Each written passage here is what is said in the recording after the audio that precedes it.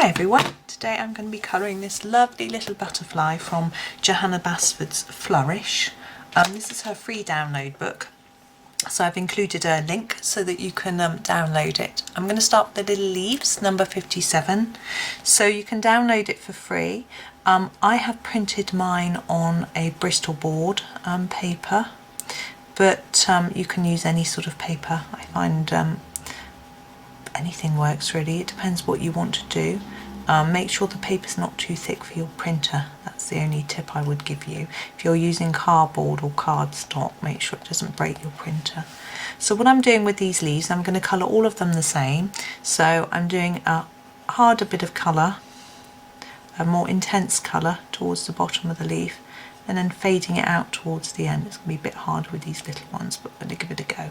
And then I'm going to do a second colour on the tip of the leaf and blend it in together. Now I'm always a little bit unsure as to, is that a leaf or is it a curl? I'm gonna think it's a leaf.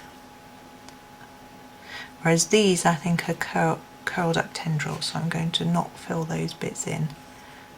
My pencil could do with sharpening, but I'm going to persevere. These are quite fine drawings.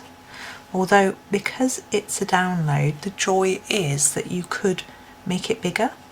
So what I've done with, I can't remember, it wasn't this one, it was the birds from Flourish. I'm going to now use number 56. You see how short he is, he's one of my favourite colours.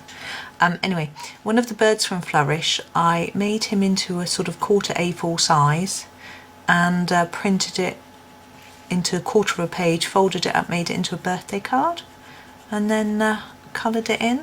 I think with the downloads we can sort of be a bit more free and easy to make them different sizes. I don't like doing that with Johanna's books. I don't like taking a bit of the book and sort of scanning it in and changing it. I don't feel happy with doing that with regards to the copyright, but because these are free downloads, I feel that we can, as long as we're not using it for anything to sell, I'm pretty sure that we're okay to resize it and things like that. We're not trying to pretend it's our own artwork, just colouring it in. If you give it to a card to somebody, it's rather nice, isn't it?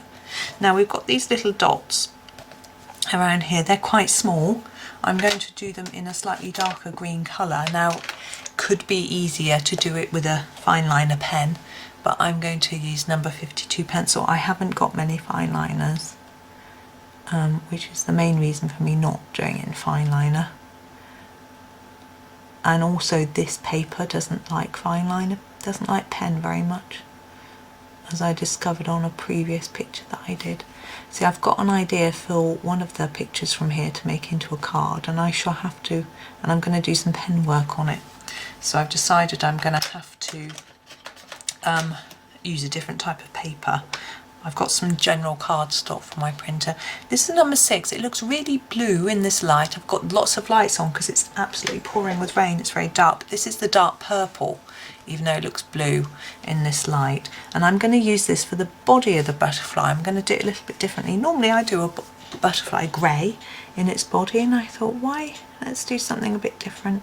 So I'm going to go around the edge, you can see, with a darker shade, and then lighten it up as I come towards the middle, so that it looks more spherical. I want it to look like it's got a little round head. If this was a bit bigger, I would go in with the lighter purple as well, but it's not, so we're just going to stick with the one colour. And then similar on the body, so darker around the edge. You can see I'm going over and over the bit. I'm not just doing one line, I'm going back over it to make it nice and dark. And then as I go in towards the middle, I'm doing less layers. And I'm also pressing more lightly. You can see we get a little bit of shine on the middle. Now this bit is much thinner, obviously, so I'm going to attempt to do a similar thing, but I don't think it's going to be as easy,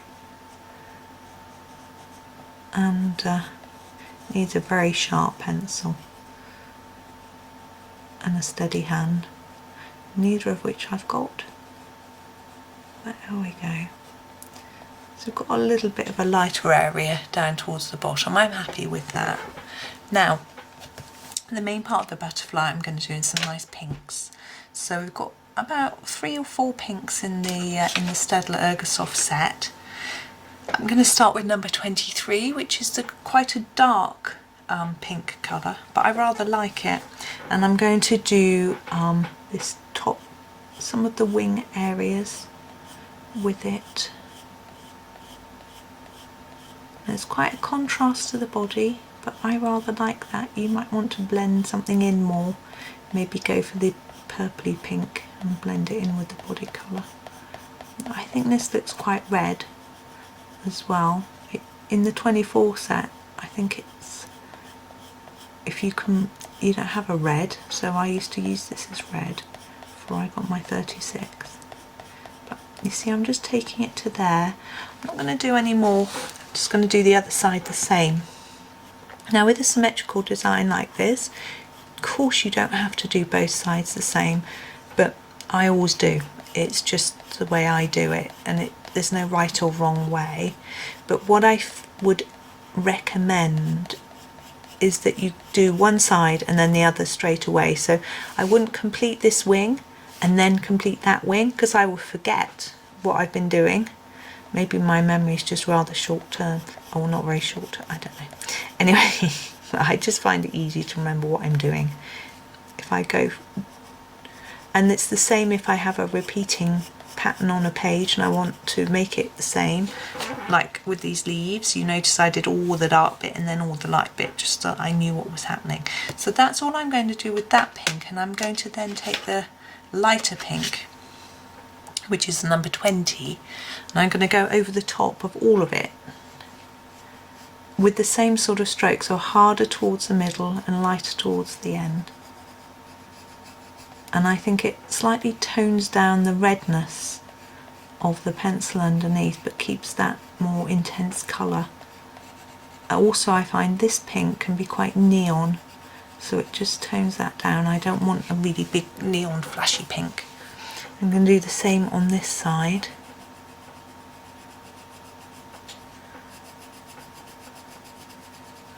You see, I'm just scumbling it a little bit so that it all blends in.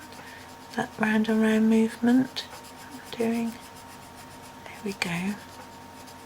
I'm happy with that.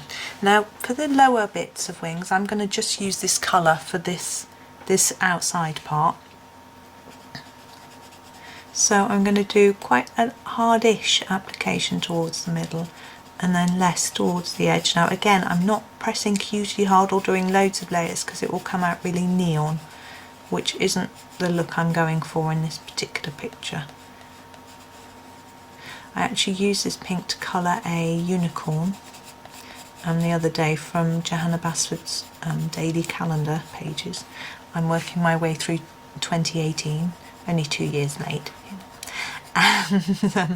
And I did it really hard, and my unicorn looked neon. It wasn't quite the effect I was going for, unfortunately. I should have just done it gently like this. I think it would have looked much better, but hey ho. Once I eventually finish that calendar pages, I will do a flip through.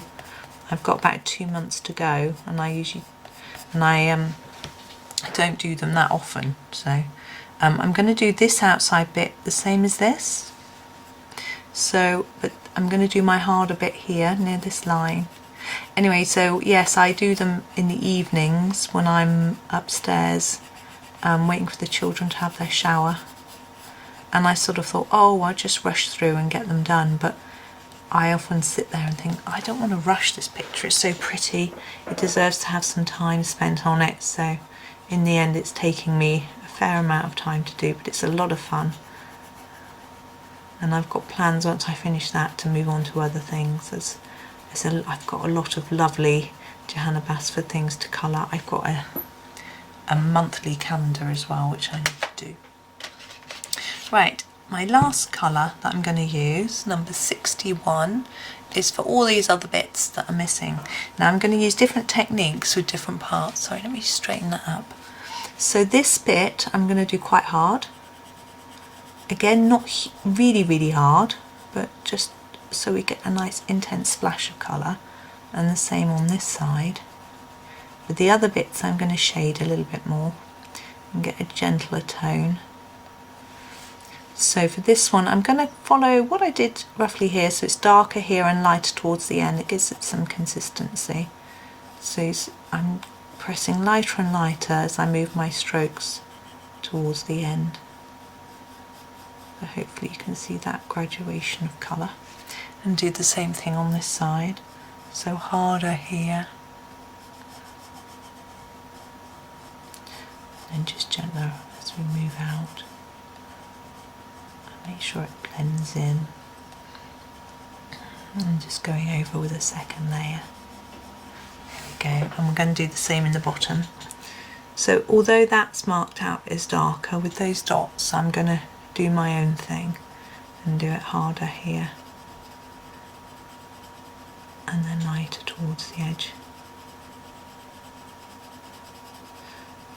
And I'm just not pushing the pencil down as hard as I go towards the end. There we go, and the same on this side.